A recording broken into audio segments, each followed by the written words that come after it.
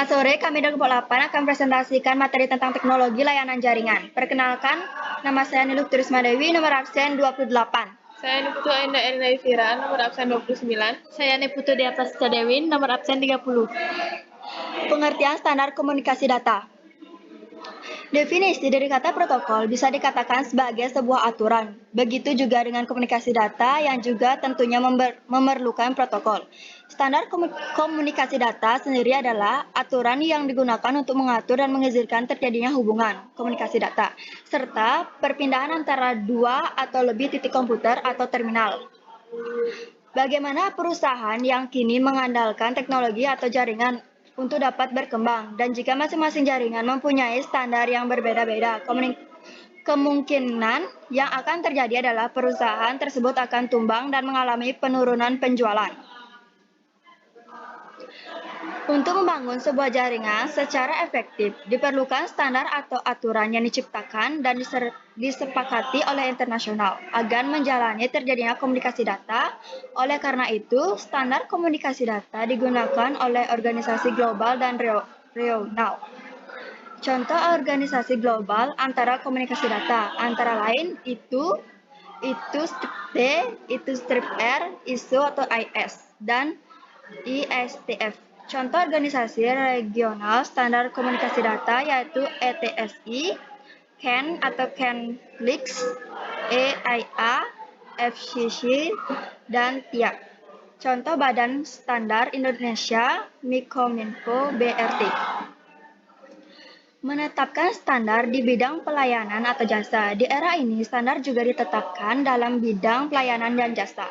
Tujuan dari ditetapkannya standar di bidang pelayanan atau jasa adalah untuk memberikan keterbukaan informasi kepada masyarakat sehingga dapat sebuah pelayanan baik permasyarakatan, produser, biaya, dan jangka waktu dapat diukur dan ketahui masyarakat dapat mengalami kebingungan serta menuntut pengawasan masyarakat dalam penyelenggaraannya.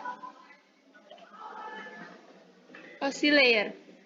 OSI adalah sebuah model yang dikembangkan oleh ISO, atau International Organization for Standardization, yaitu kerangka logika terstruktur yang menjelaskan proses komunikasi data dalam jaringan. Arsitektur layer pada OSI terdiri dari 7 lapisan, yaitu Layer 7 Application yang berfungsi untuk menyediakan langsung tampilan antarmuka atau interface atau aplikasi yang digunakan pengguna untuk melakukan komunikasi data dalam sebuah jaringan.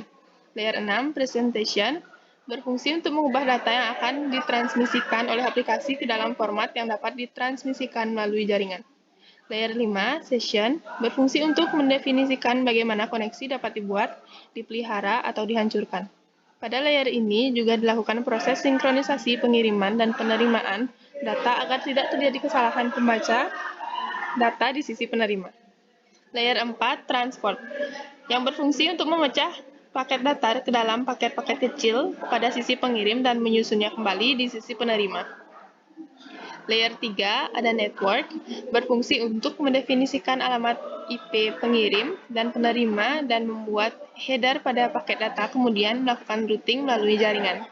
Layer 2 data link, berfungsi untuk menentukan pengelompokan bit-bit data menjadi format yang disebut frame. Layer 1 physical, berfungsi untuk mendefinisikan metode penyialan, media transmisi jaringan, sinkronisasi bit, arsitektur jaringan, topologi jaringan, dan pengabelan. TCP/IP Layer. TCP/IP Layer atau disebut juga dengan Transmission Protocol Internet atau Internet Protocol Layer merupakan komunikasi data yang umum digunakan setiap sistem seperti Microsoft dan Novell sebagai protokol komunikasi di Internet.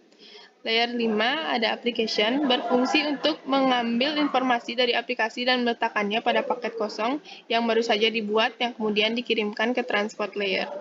Layer 4, transport, berfungsi untuk menerima paket yang dikirimkan oleh application layer yang kemudian diberi header yang berisi nama semua informasi yang harus dilakukan terhadap paket oleh transport layer penerima. Layer 3, internet atau IP. Berfungsi untuk menambahkan header di depan paket seperti transport layer. Header ini berisi informasi untuk layer internet penerima. Layer 2, network interface. Layer ini memberikan headernya masing-masing pada setiap paket. Jika semua header terpasang, maka paket dikirimkan ke tujuan. Layer 1, physical. Lapisan terbawah yang berperan sebagai sarana sistem mengirimkan data ke device yang terhubung ke jaringan.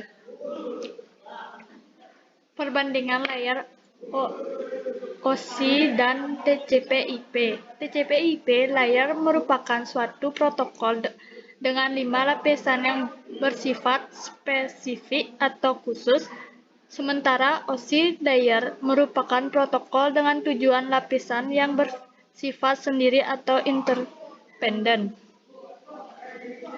Badan Organisasi Standar Internet Dunia. Standar Internet merupakan spesifikasi teknologi dan metodologi yang berlaku pada interconnection networking. Standar tersebut dikeluarkan oleh sebuah badan organisasi dunia. 4 badan tersebut adalah A. ISOC. ISOC adalah badan yang mendukung, memfasilitasi, serta mempromosikan pertumbuhan internet. B. IAB. IAB adalah badan koordinasi dan penasihat teknis bagi ISOC. Badan ini bertindak sebagai review teknik dan editorial akhir. C. IETF. IETF adalah badan yang berorientasi untuk membentuk standar internet. Badan ini dibagi menjadi 9 kelompok kerja dan bertugas menghasilkan standar-standar internet. Yang D. IRTF. IRTF ialah badan yang memiliki organisasi pada riset untuk membangun standar protokol internet, arsitektur internet, aplikasi internet, dan teknologi internet. Tujuan keseluruhan dari proses standar internet yaitu: yang pertama, keunggulan teknik; yang kedua, mengimplementasikan sebelum pengujian; yang ketiga, dokumentasi jelas, singkat, dan mudah dipahami, serta keterbukaan dan keadilan. Sekian presentasi dari kami. Bila ada salah kata atau pengalaman kata yang tidak berkenan, kami mohon maaf. Akhir kata, kami ucapan terima kasih.